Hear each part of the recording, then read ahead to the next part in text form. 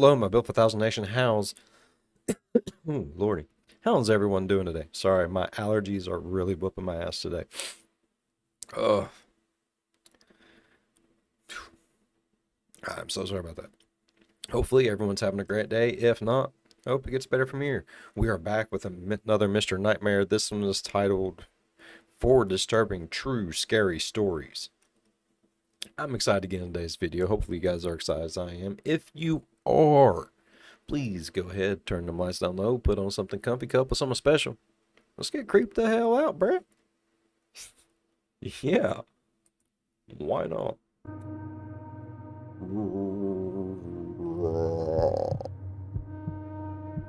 Story 1, Anonymous. I had spent a few days in Austin visiting friends. I live in Louisiana, so it's sort of an all-day drive. On my last day in Austin, my old friend Tom had commented on my Instagram story asking when I leave, and I said today. He told me he lived an hour outside of Austin, which was actually in the direction home for me. I hadn't seen Tom in years, and it would be nice to catch up. He said I should stop by, and I said sure, why not? I set my GPS for Tom's address, and it said about an hour-and-a-half drive. Tom and I had been friends back in high school, but lost touch after graduation. We followed each other on social media, but hadn't really spoken in years. When I pulled up, I noticed his house was a little old-fashioned. It wasn't run down or anything, just aged. The wooden porch creaked under my steps, and when he opened the door, I caught the scent of old wood and something rustic, like an old cabin in the woods. Tom was of course very welcoming, giving me a big hug and pulling me inside. Some friendships stay just as pure no matter how much time passes. Yep. The inside of the house was just as old as the outside. The furniture looked like it had been around since the 70s, and every step I took on the hardwood floors let out a small creak. It felt kind of Texas, I guess. It was kind of charming in a way, like stepping back in time. Like my We sat down in his whenever living room, catching up on life, drinking 72 years old, walked through the house, instead of the floors creaking, she creaked. Just at that age where every step she took was another toot.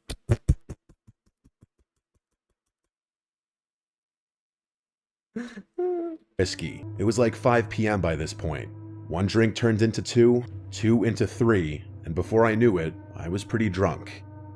The warmth of the alcohol made the room feel smaller, cozier, but also heavier.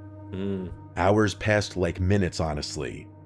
We were having such a good time catching up that eventually... Bro, me and the old lady was playing video games last night. We was up until probably 1 o'clock this afternoon. Just playing some video games, man. We was having a freaking blast. It was great. Like, we started playing probably about... It was after my premiere.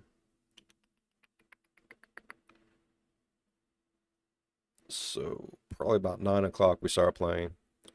And next thing we know, it's 1 o'clock in the afternoon the next day. It's like, oh shit. It was a blast though, bro. He dropped the question I knew he'd ask. Hey man, you got a long drive back. Why don't you crash here for the night? He offered. I hesitated, but he was right. I wasn't in any shape to be on the road. I said yeah, good idea, and asked if I'd take the couch we were on.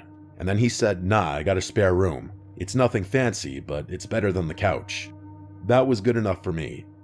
We ate some Chinese food that we had delivered, and after a while, he led me down a short hallway to the spare bedroom. I didn't pay much attention to the inside of the room because I was hammered. We both were. But I remember the air in the room was still, like the room hadn't been used in a long time.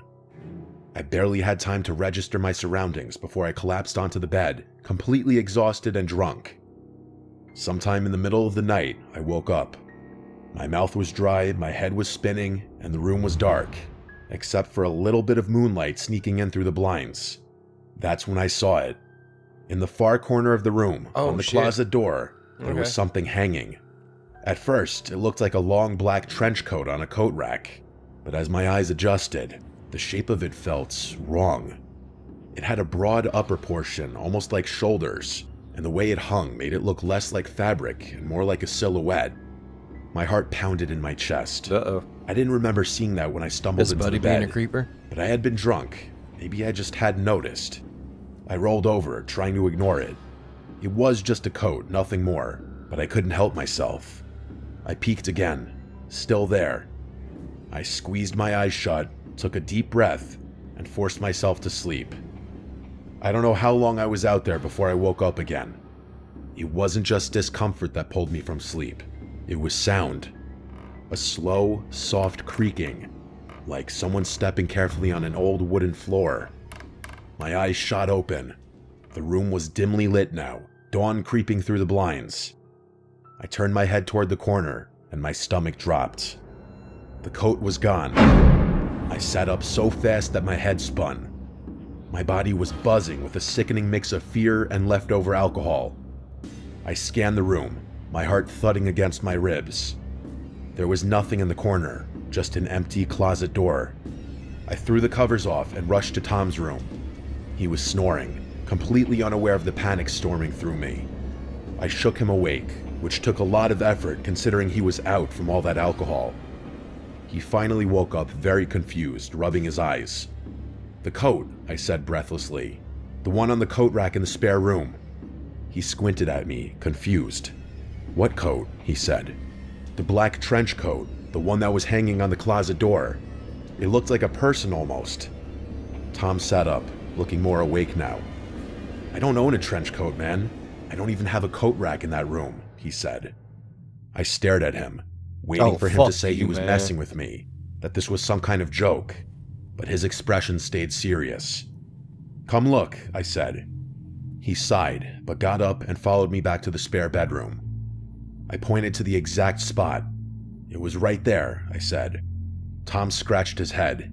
He asked me if I was sure I wasn't just dreaming, but I said I know what I saw. I insisted, with my voice shaking slightly. "I woke up and it was there. Then I woke up again and it was gone," I said. We stood in the room for a few moments, both of us feeling the same eerie silence pressing in on us.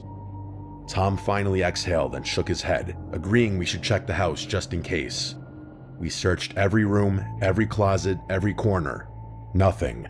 No signs of forced entry, no weird coats hanging anywhere, nothing that could explain what I saw. No weird coats. Eventually, Tom tried to convince me that maybe I had been in some kind of half-dream state, seeing things that weren't there. I wanted to believe that, really. I didn't want to think about the alternative. As soon as the sun was fully up, I grabbed my stuff, said goodbye, and hit the road. I almost felt guilty leaving him alone after that. The whole drive back to Louisiana, my mind kept circling back to that moment, waking up to that coat-like figure staring at me from the corner, the way it was just gone in the morning. Maybe Tom played a cruel prank on me, but to this day he's never admitted to anything, so I doubt that. Or maybe, just maybe, there had been someone in that house watching me sleep, and they decided to leave before the morning came. Maybe.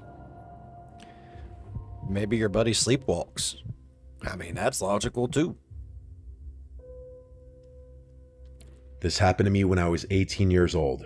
I was on a trip with my parents and a friend of mine, whom we can call Anna. This story takes place in Sweden when we were on a road trip. Sweden? My parents, Anna, and I were going on a domestic trip, and we had an 8-hour drive from home. The plan was to visit a theme park and stay at a campsite, but we hadn't booked one. The day came, and we arrived in the city where the theme park was located, but we planned to visit it the next day, so we needed a place to sleep. Since we had brought tents in our car, my dad searched online for a nearby campsite. He found one that seemed good and close by, so he called the campsite. Unfortunately, that day coincided with a big soccer tournament, and the campsite was fully booked. Since we hadn't reserved a spot in advance, there was no space left for us. My dad called around, but we couldn't find any campsites that were reasonably priced and near the theme park. Our only option was to find a camping spot in nature. We set the GPS to the nearest parking area in a forest to avoid parking fines. Eventually, we found a spot in a nature reserve. When we arrived, there were some people around, so we asked if it was okay to set up our tents there and whether it was a good place to stay. A woman who was hiking told us it was a good place to sleep and that there were no parking attendants. Based on that, we decided to sleep in a small, lonely gravel parking lot. We were surrounded by forest, and a 10-minute walk away was a beach. At first, we considered setting up our tents on the beach, but something told me it would be better to camp in the parking lot. As we got out of the car to set up our shelter for the night, I noticed a lone car parked further away in the lot. It looked like it was in bad condition, and there was no one inside.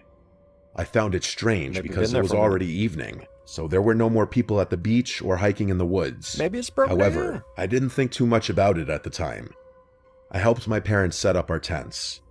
They were sleeping in one tent, while Anna and I shared the other, with both tents placed close together. After struggling to build them, we finally finished. Anna and I made our tent cozy, watched YouTube, and ate snacks.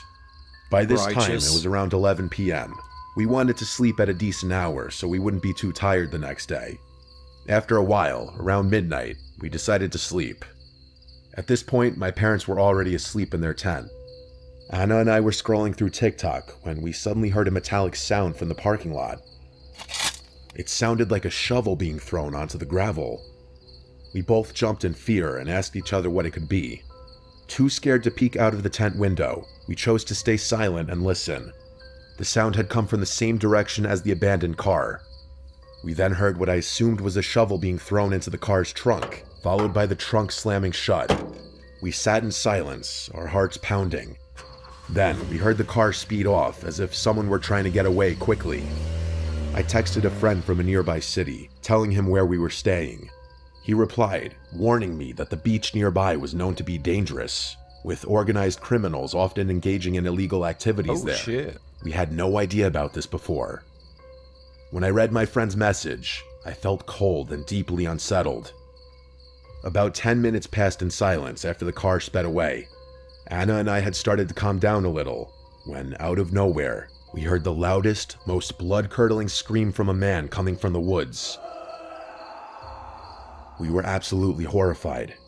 I immediately texted my mom, telling her we just heard a loud scream. When she didn't respond, I called her phone to wake her up. She finally answered and said neither she nor my dad heard anything. She reassured me that it was probably nothing serious, but at that moment, I couldn't think of any normal reason for someone to scream like that. Anna and I crawled under the blankets, terrified, not knowing what was happening. Every minute felt like an hour. Even though it was midnight, we were too scared to sleep. Suddenly, everything became eerily silent. Oh, I Then hate that. my blood I ran hate that cold. more than anything. I heard footsteps. Someone was walking around our tents, moving stealthily. Anna and I sat up, frozen in fear. I put my phone down so that its light wouldn't illuminate the tent. My heart was racing, and I could hear my own pulse. There was no logical reason for anyone to be walking around our tents in the middle of the forest at this hour. The footsteps moved around our tent first, then toward my parents' tent, and then circled around our car, which was parked nearby. The person stopped and seemed to be looking at our tents. For a moment, there was complete silence. Someone be getting shot. I heard the same car from earlier returning. Its headlights lit up our tents, and Anna and I quickly laid down to avoid being seen. I gathered the courage to peek through the small tent window. I saw the car door slam shut before it sped off again. I felt a brief moment of relief when the person left. From my vantage point, I could see the road they had driven down. 5 minutes later, I saw another car approaching fast. It was a police car, racing in the same direction the other car had gone.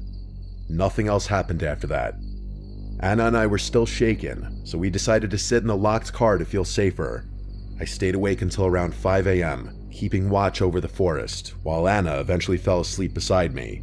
I'll call that. After about an hour, we went back to our tent, and out of sheer exhaustion, finally fell asleep. We woke up around 9 a.m., completely drained. I told my mom everything that happened, and she revealed that she had also heard the footsteps, but when the person was near their tent, she had also heard heavy breathing, like the kind you hear in horror movies during a scary phone call. She had been terrified too. However, my dad had slept through the whole thing, so we had to tell him the story. Without hesitation, we immediately packed our things and the tents, eager to leave as soon as possible. None of us... The dad almost always sleeps through everything in every horror movie. Or he jumps up and is the first to die. One or the other. ...wanted to stay there any longer. Despite the terrifying night, we had a good time at the theme park later that day. However, that evening, I decided to research the forest where we had camped. What I found made my stomach drop. Just a short time before our visit, a man had been murdered there, stabbed to death due to gang-related debts. Even more disturbingly, two men had gone missing from that exact beach, and Why the fuck would that one lady tell you guys it's good to sit there and just chill and camp? When it obviously is not. She wanted you all to die. had never been found. I couldn't stop thinking about it. What if the person walking around our tents was a dangerous individual, checking to see if there were any witnesses? What if we had been in serious danger without realizing it? Even now, I still think about that night. Who made that horrifying scream? PTSD, and bro. why was someone It's a using real a thing. shovel in the middle of the night in a forest? And the police? What Bodies. exactly were they chasing? I guess I'll never know. Who was burying the bodies. Ba-bum. Story number 3. This is a story that still haunts me when I think about it, even though I was so young when it happened. 6 is around the age where a lot of my childhood memories start to become more clear. Yeah, I have one sibling, my older brother that's Keith. about right. Keith is 2 years older than me, so at the time he was 8. When I was 6, I had a strict bedtime, 8:30. If I didn't abide by it, or our dad caught either of us up past our bedtime, we'd be in serious trouble. Our dad was always strict with us as kids. Honestly, I don't remember if this happened on a school night or not, but I woke up in the middle of the night to Keith shaking me awake. Keith and I shared a big bedroom upstairs in the house. My parents' room was on the first floor of the house. I was Okay. confused why Keith was waking me up, until he told me in a whisper to be quiet and listen. And I did listen, and I heard what he was talking about. It was our mom's voice calling for us downstairs, but it was in a very quiet, whisperish type of voice. I was going to get up to go answer our mom, but my brother told me not to. He said that he didn't think it was Mom. I told him to stop trying to scare me. I remember being so mad at Man, okay. I used to be really, really big into like those 1-minute stories and shit. And this happens a lot. Like, entities will come in and like mimic and mock parents and stuff, friends, loved ones, try to get kids to go with them and shit. Like, you hear a lot of these little stories. him. He told me to go closer and listen, so I got up and went towards the bedroom door. Right outside of our bedroom door was the little hall that led to the bathroom and another bedroom that our grandma would sleep in whenever she'd sleep over. Directly to the right, when you leave our bedroom, was the stairway downstairs, which had a door as well. I put my ear up on the bedroom door, and I heard the voice clearer. It sounded like our mom's voice, calling our names. Keith, Mikey. I said to Keith, "That's Mom," and he said, "No, it's not." Somehow, as a 6-year-old, and as the little brother, I found myself being the one confident enough to open our bedroom door and then listen through the stairway door. But now, the voice stopped. I whispered to Keith that Mom walked away, and again he said, "That's not Mom." I kept telling him to shut up and that he was scaring me. I unlocked the stairway door and slowly Shut pulled up, it you're open to avoid scaring making me. noise, and when the door was open just enough, I peered through the opening. At the bottom of the stairs was clear as day the silhouette of a person, a woman, but right away I knew it was not our mom. Whoever it was, she saw me because she said, "Hi sweetie, come down." Immediately I shut the door and locked it and went back into our bedroom and locked that door as well. I started to cry, and Keith kept saying, "I told you." We both agreed to start screaming as loud as we could on 3 to wake our parents. So on 3, we started stomping on the floor and screaming as loud as we could. It didn't take long for our parents to barge up the stairs pounding on the locked door. At first, our dad was pissed about the door being locked, but as soon as we let them in, they saw that I had been crying and we were genuinely disturbed about something. They listened to us. My mom was particularly concerned after telling us she was not at the bottom of the stairs and she was not calling our names. She asked what the woman looked like, but all we could say was we couldn't tell. Meanwhile, I remember our dad running downstairs to, I guess, look around for the woman. Yeah. After a bit, our mom kissed us goodnight again, and I'm pretty sure she told us to lock the doors, which was a first. I was too young to catch on, but it seemed as if our parents knew exactly who it could have been. Keith and I looked out the window when we heard the doorbell after a while, and we saw a police car outside. We wanted to go downstairs, but we stayed put. I remember we begged our parents to tell us who it was and what happened, but our parents would always say they didn't know. They would also say they're proud of us for not going downstairs. Personally, I think they did know who it was, and to save my brother and I from any kind of further trauma or fear, they just never told us, because the last time I saw my parents for dinner, I asked them about it, and they still shrugged it off as some random intruder, but that never explained how that woman knew our names. It doesn't. Oh my god, that's creepy, bro. That's give me the goosebumps, man. Fuck, I'm itchy. This happened when I was Fuck 16. I was still in high I school. don't like that shit. I obviously didn't have a car yet, so I was at the mercy of my parents driving me around, or Oh, that just walking sucks. if it was close. It was the weekend. My friend Haley was having some of our friends over since her parents weren't home. I rode My a mom bike drove me to her everywhere house. myself. Haley lived close, about a 3-minute drive and 20-minute walk. My mom was single at the time, and she also liked to go out too. So she told me that if she's out late, then to just walk or get a Mom's ride going home, wild. which meant she was going on a date. Ooh. A few of our girlfriends were at Haley's house, Tina, Courtney, and Belle. The 5 of us hung out in her backyard for a few hours until some boys from our school unexpectedly showed up. By unexpectedly, I mean Haley didn't tell me she was inviting them. The reason I was annoyed by this was because one of the boys that showed up was a boy I had some annoying history with and didn't really want to see. Haley thought she was being cute and sneaky by inviting him there against my knowledge, because she for some reason wanted him and I to work things out. It was just an awkward mess. There were 4 boys and 5 girls, including me, so eventually, I just decided I wasn't really feeling it. So, after a while, I left. I'm sure after I left that some of the others started to leave shortly after because it was already late, but I just didn't want to be around those boys. I made sure to let Haley know how pissed off I was over texts as I was walking home, and she kept saying, "OMG, come back." She apologized and I forgave her, but I still just wanted to go home. OMG. I walked for like y'all. 5 minutes until I slowed down. I No thought I heard cap, footsteps fam. behind me, and when I slowed down, I confirmed I heard footsteps that weren't mine.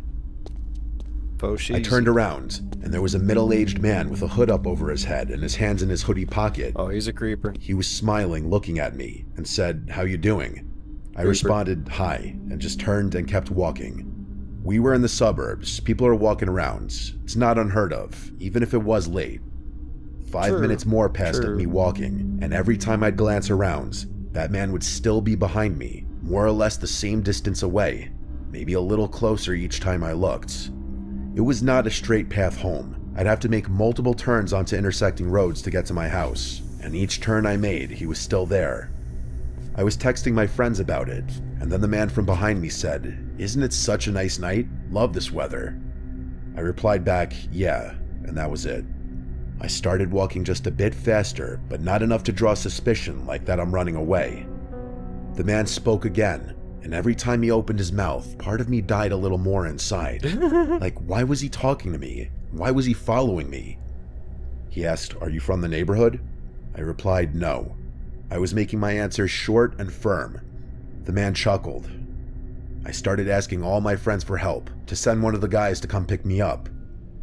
Ironically, the boy who I was trying to avoid was on his way to come get me. I'll just nickname him Brandon. The man behind me then said something that changed everything. He said, "I'm not gonna hurt ya. You live by the elementary school, right?" I turned around, and he stopped in his tracks. He was still smiling, but now his smile seemed more disingenuous, more sinister. I screamed, "Leave me alone," and started to run. I heard the man That's running a little behind me, creepy. catching up to me. At that point, it was my life on the line, so I started screaming bloody murder. I started screaming, "Help me," for everyone in their houses to wake up and hear. The man dropped his nice guy facade and said, "Shut up, you little bitch." My Shut up, screams you little definitely bitch. scared him Oh my off because he God. obviously didn't want a bunch of witnesses about to come out of their houses. He ran away into the darkness, and I saw some lights in the houses around me turn on.